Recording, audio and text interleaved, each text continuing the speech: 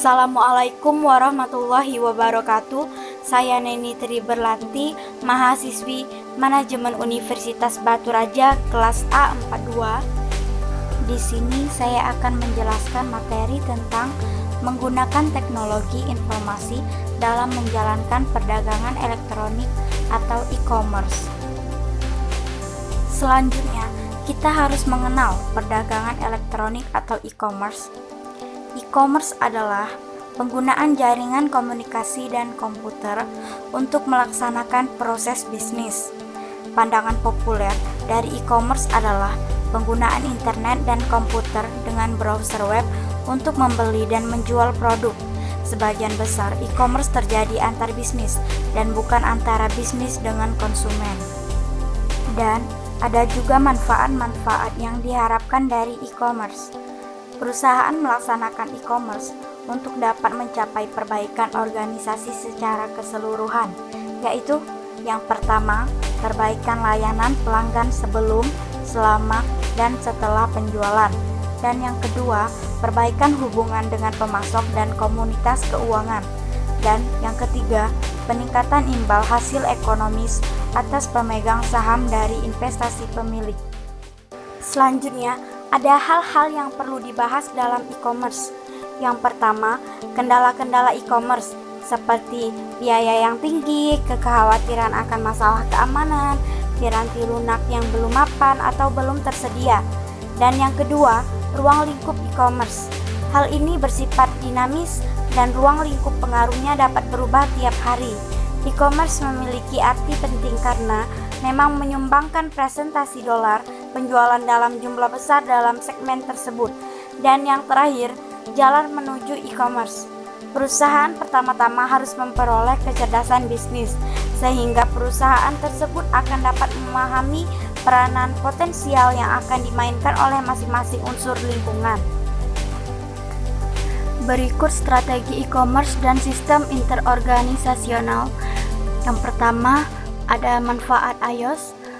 Ini terdiri dari efisiensi komparatif, efisiensi internal, dan efisiensi interorganisasional. Dan yang kedua, ada electronic data interchange, ialah implementasi dominan dari suatu iOS. Dan yang ketiga itu extranet, ialah cara lain dari membuat suatu iOS. Dan yang keempat, sekutu bisnis proaktif dan reaktif.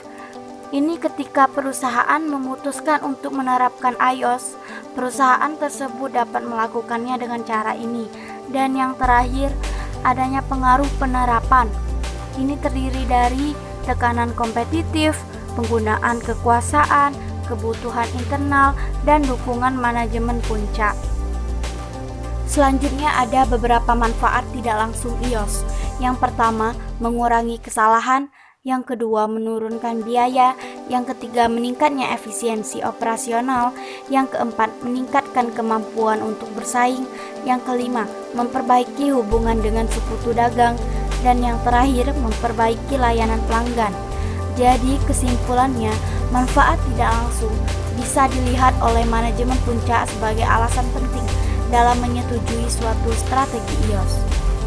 Selanjutnya, strategi bisnis to customer untuk e-commerce. Yang pertama, produk-produk digital. Beberapa produk jasa tertentu dapat dikirimkan kepada pelanggan melalui internet. Dan yang kedua, produk-produk fisik. Barang-barang fisik tidak dapat dikonsumsi melalui web. Sebagai gantinya, harus dikirimkan ke pelanggan, sebagaimana yang dihadapi oleh perusahaan-perusahaan yang disebut perusahaan katalog. Dan yang ketiga, penjualan maya versus campuran.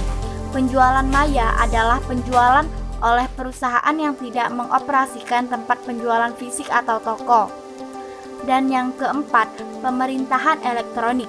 Penggunaan teknologi informasi oleh pemerintah untuk memberikan informasi dan pelayanan bagi warganya, urusan bisnis, serta hal-hal lain yang berkenaan dengan pemerintahan. Dan ada juga langkah e-commerce berikutnya. Yang pertama, produk-produk digital, dan yang kedua, nirkabel berkelas. Berikut saran-saran keberhasilan penggunaan internet.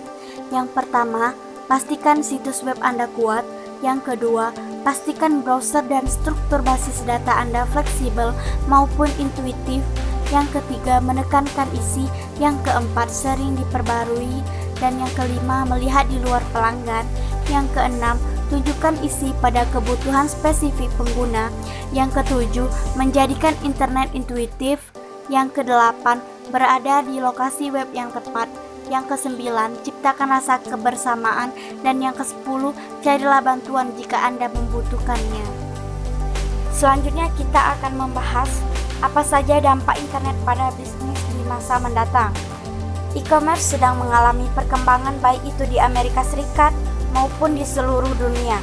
E-commerce bisnis to bisnis nampaknya tidak berdampak pada pelanggan, tetapi harga yang lebih rendah dan layanan pelanggan yang lebih baik yang dimungkinkan oleh bisnis to bisnis adalah hal yang membuat organisasi bisnis kompetitif.